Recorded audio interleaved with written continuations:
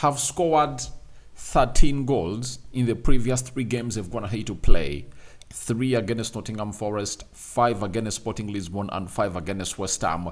That's the mode. That's the mood you'd love to obviously see Arsenal in. And again today, they've gone ahead obviously come up and obviously end this beautiful game of football by obviously beating West Ham by 5 goals to 2. Welcome to this channel. Smash the like button, comment and share. If you're totally watching us for the very first time, endeavor to subscribe to this channel so as not to miss out on stories that we do upload in here on a day. Remember, we are powered by Mono Gadgets, dealers in brand new phones and brand new laptops. And even if you want a used phone and a used laptop from the United Kingdom, you can as well contact them on +256 670 998 665, and the rest will be history. They also have affordable smartwatches that you can obviously go ahead and really have, and after having them, you'll obviously thank me later in here. So, how did it go? It was Gabriel Magalhaes, the 10th minute set piece brought in by Bukayo Saka, and that saw Saka really having 1 assist for the first goal. In the 27th minute, obviously, Leandro Trossard went ahead to obviously gate a tap-in from a square from Saka. Odegaard really went ahead obviously find out Saka, and Saka squared that ball into the mouth of the goal, and it was one of the easiest jobs to be finished into the game of football. Then thirdly, Bukayo Saka was brought down in the mixer. Referee pointed into the spot. Martin Odegaard took the penalty to score his first Premier League goal of the season. Then Kai Havertz scored in the 36th minute, and guess who was responsible for that assist? It was Leandro Trossard. Then Gabriel Magalhaes went ahead to pull one back in the 38th minute, and 2 minutes later Emerson Palmieri went ahead to obviously direct a free kick into the back of the net. Very well taken, and it was taken with precision. Then Bukayo Saka, Bukayo Saka in the 45th plus 50th minute went ahead to take a penalty after Gabriel Magalhaes found himself fouled by the goalkeeper as a set piece was really directed to him. The goalkeeper went for Magalhaes' head after Magalhaes went ahead to obviously head that ball over the bar, and the referee was like, if you never went ahead to obviously hit his head, he would have gone ahead maybe to obviously direct it into the back of the net. Those are 5 goals for the club of Arsenal, and that's how Arsenal went ahead to obviously kill off this beautiful game of football. And Saka is Sakaring, Odegaard is Odegaarding, and I tell you what, it is that game where you really get excited when you see to it that all your front 3 have been on target. Saka on target, Kai Havertz on target, and then Leandro Trossard on target for a mission to see to it that they really chase down the game of Liverpool, the side of Liverpool and Man City. I told you this game is really very important because right now Arsenal has closed down to 6 points behind Liverpool, and their second position with I think 25 points, and Liverpool is having 31. With the game of football coming in tomorrow, and it's really going to be playing at Anfield, Ancelotti playing City. And we don't know how that game of football is really going to be because it's really going to be tricky. But Arsenal have set themselves into a best position possible for any negative result for the side of Liverpool, because they are like, we are closing you down and you're not really looking any further. So Arsenal have really asserted more pressure onto Man City and Liverpool because they know to it that Arsenal is in that gear that they were into last season in January after they went to Dubai. And this time round, they never needed to obviously go to Dubai. They had to obviously just put in that required effort as anticipated, and they're really pushing. Saka, 10 assists, guys. 10 assists for Saka and 5 goals in the Premier League. I told you this season, Saka is really going to be something else. And this season, Saka is so selfless. You get very selfless, and he's minding for the team. And I've gone ahead to see his interview today. He has, after that game, he has said, I'm now enjoying my game and I'm playing for the team. I think that's the most important bit of it all, that if you play for the team, you'll only go for the shot at goal when needed, and when an extra pass is needed to your player, you'll obviously do it. And Saka comes into this game of football after really having a very, very brilliant display when they're playing against Sporting Lisbon. I think he had an assist and he also had a goal. So it shows you that Saka is really growing at 23 years of age. He's really doing the needful. But Arsenal is one of those teams that is not gonna look back from really chasing for the trophy. I like the way they started off the game and the way they've gonna hit obviously get early goals in the previous 3 games they've gonna hit to play. Against Nottingham, the goal came in before the 10th minute.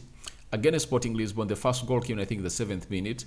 And against West Ham today, Arsenal have found themselves scoring the 10th minute, meaning that they are a team that know they are really going to do the needful. And by the way, no one expected Arsenal, by the way, to score in the 10th minute because of how the game of football had to start. The game started on yellow pace. Arsenal was like, please, Mr. West Ham, what do you have? You get what do you have in your tank? And Arsenal was waiting for West Ham, and West Ham never really showed up. And Arsenal was like, all right, if you're not showing up, let's obviously show up. And the first corner never counted, and the second corner really went ahead, obviously count, So that is how Arsenal really doing. But let's talk about Gabriel Magalhaes into this moment. He's one of those players that has gone ahead to impact his season at Arsenal. 3rd Premier League goal in a set piece. That is really very important. And he scored a set piece in the midweek. And remember, Arsenal had really last scored a set piece when they're playing against Man City, especially in a corner. But they are now back. And because every team had known how Arsenal really scores, today you've gone ahead to see to it that their set piece delivery mode and standings has gone ahead to change. In that goal that Arsenal score, you see to it that other players are really cocooning at the back post. You get? And now, when the referee blows the whistle, there are 2-3 players that really make those runs towards the front post. You understand? But Gabriel Magalhaes, who Saka is really going to target, makes a late run. You understand? He makes a late run. That's why you find him unmarked into that first goal that Arsenal scores. He was in his own space because all these other players of West Ham, we are focusing on to these Arsenal players that really went ahead to take the first step to run at the near post. And Gabriel Magalhaes found himself into an area where he was unmarked, and he went ahead to obviously head that ball into the back of the net, and it was 1-0 for the club of Arsenal. But it never ended there. He went ahead to obviously get them a penalty. So it shows you that he is a very big player and huge tool, and the manager never brought him back. After half time, he was like, please rest. I don't want you to risk you. We are 5 goals up, and I'm trusting Jakub Kiwior to do the job. And obviously, Jakub Kiwior came on and did the job. Arsenal never went ahead to concede any other goal, and they really won that game by 5-2 at the London Stadium. So, Gabriel Magalhaes is really very important to what Arsenal is really going to achieve this season, because when you score in set pieces, it really increases onto your different sources of goals, because those set pieces are like a quarter a goal. If you really know what it said, that every corner is a quarter goal, meaning that if you have 4 corners and you are having a player like Gabriel Magalhaes who is good at that, then he might obviously get you 1 in 4. And in those games where Arsenal was struggling against Bournemouth, Newcastle, Chelsea, and Liverpool, they couldn't obviously execute those chances. Though the corners were there, sometimes they got like 10, in some games they got like 6, but they couldn't obviously come up and obviously put in that ball at the back of the net. You understand? So, I really understand that a lot is really going to be put up to the levels as anticipated, but the club of Arsenal looks unstoppable. You understand? Leandro Trossard is one of those that really impressed, and Gabriel Magalhaes, going back at him, he was taken off, and the manager was like, on Wednesday we are having a very important encounter with Manchester United, and he knows to it that he has to win, and he doesn't have to stop to win. The only time he's supposed to stop winning is when Liverpool drops like 6 points, But when Liverpool is 9 points ahead of you, right now they are 6, you shouldn't stop winning. And that's why I tell you that I fear for the team I support on Wednesday when they are going at the Emirates, because Martinelli has been rested. The manager has not given him any minutes. You understand? Thomas Partey, I know he's really going to find himself playing this particular game on Wednesday. You understand? And that's how beautiful Arsenal is really going to be showing up. So, Arteta managed his game very well, and I liked his response when Arsenal conceded 2 goals, because they conceded those 2 goals in a very, very, very quick manner. In 2 minutes, in the space of 2 minutes, Arsenal had conceded 2 goals. And I think for David Raya, this is the most disappointing bit of it all, because he has failed himself to keep a clean sheet.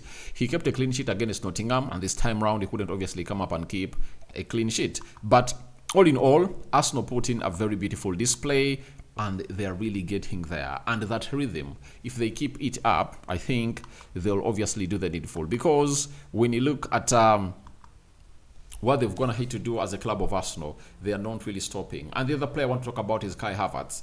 Kai Havertz has gone ahead to score his 5th Premier League goal, and he's left with 15 to go. And I know he's really going to net 20 in the Premier League. The reason as to why he's not going to disappoint me like how Gabriel Jesus has always gone ahead to go all do is because he's not an injury-prone player. We know what he brings on the table and what he puts up every day and night. So, which other player impressed? Odegaard. Oh my God. You people, I tell you, unless you don't believe, or unless you hate Odegaard and you're not a fan of good football, and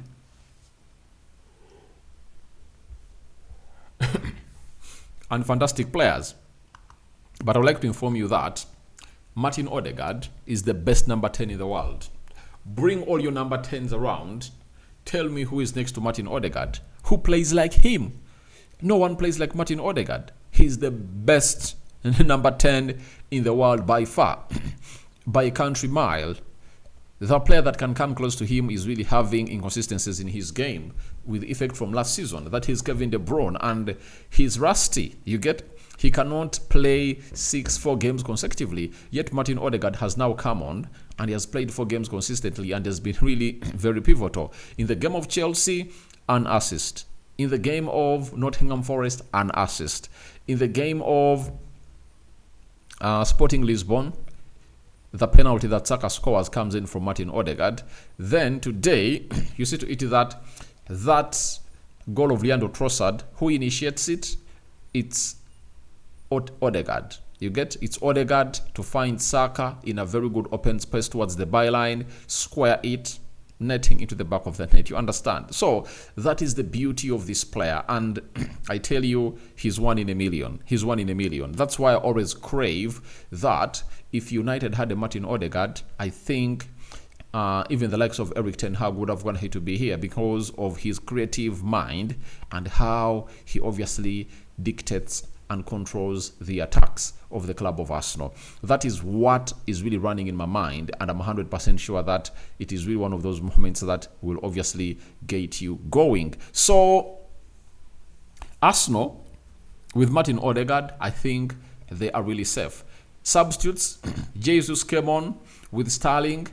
I think Jesus would have gone ahead to get himself a goal, because on 2 occasions, I think Sterling played him on, and I think he looks rusty. He's not yet back to that Jesus that we know, but I know that confidence he will build up if at all he keeps himself fit. The more he keeps himself fit, the more he'll obviously have to play more minutes, and playing more minutes, it means him really getting into the best books with Mikel Arteta, and obviously it's really going to be a very huge question in the summer on whether he would love to stay at Arsenal or he would love to go. But this summer that is coming, 2025, I know Arsenal is really going to come up and put in a very beautiful shift altogether to see to it that all goes on well to really get in a striker. So let's get into the stats of the game and how it all happened at the London Stadium. Last season, it ended 6-0. This time round, 5-2. 1 goal less to obviously make it the exact score on the side of Arsenal, but this time round they pulled to back, but they couldn't obviously come close to the club of Arsenal. So the stats were as follows: 12 shots by West Ham, 16 shots by Arsenal, 5 shots on target by West Ham. Arsenal had 7 shots on target, 39% ball possession by West Ham. Arsenal had 61% ball possession, 313 passes completed by West Ham, 472 passes completed by Arsenal, 77% passing accuracy by Arsenal, 83% passing accuracy by Arsenal. It's 77% passing accuracy by West Ham, 83% passing accuracy by Arsenal, 10 fouls by West Ham, and 13 fouls by Arsenal, 4 yellow cards to West Ham, and 1 yellow card to Arsenal, 0 red cards to the side of Arsenal, and 0 red cards to the side of West Ham. 1 offside to both sides, 2 corners to West Ham, and 2 corners to the club of Arsenal. 10 corners to the club of Arsenal. Talking about the yellow card, Saka came in through and obviously showed support, and he fought all showed defense for Julian Timber after being brought down. And by the way, when you look at Saka and Julian Timber, they're really having a very good combination in there for you. By the way, I hadn't going to talk about Julian Timber, but I tell you, if he continues playing like that, he's really going to tick the box of being one of the best players playing into the Premier League. I tell you, especially the right back. He's really good. Press resistant. His game reading is great. The way he inverts into the midfield, he makes those late runs into the box, and I tell you, he's really deadly. He's a deadly player, and he has really fought to obviously keep fit. Having gone ahead to miss out on the lion's share of last season, he has really put in a very beautiful shift all together. Jorginho is another one that I really want to give his superlatives and his flowers today because of how he has gone ahead to obviously behave today. Played 90 minutes, deputized in there for the absentia of Mikel Merino and Thomas Partey, and he really put in a very beautiful shift. He's really good at passing that ball, and no one really just lets him go like that. He's a very good player, I might tell you. Now, let's go to the table and see how the Premier League table is really looking for now. Liverpool, 12 games played. They've won 10, they've lost 1, they've drawn 1, and they've scored 24 goals. They've conceded 8. They're having a goal difference of 16. They're having 31 points. You understand? Arsenal, 13 games played. They've won 7. They've drawn 4. And they've lost 2. That is Newcastle and Bournemouth. Arsenal drew with Chelsea. They drew with Liverpool. They drew with City. Which other draw that came in through? I'm trying to forget it. They drew with Brighton 1-1, a game where Declan Rice was really red carded, and they have scored 26 goals, meaning that Arsenal and Spurs are the most scoring teams in the league. Spurs have scored 27 goals, and Arsenal have scored 26. Arsenal have conceded 14. They're really having a goal difference of 12, meaning that they have to put in a very huge shift altogether. Then the points, they're really having 25 points into their bag, meaning that they are 6 points behind the side of Liverpool. Brighton, 13 games, they're having 23 points. Man City have played 12 games. They've won 7, drawn 2, and lost 3.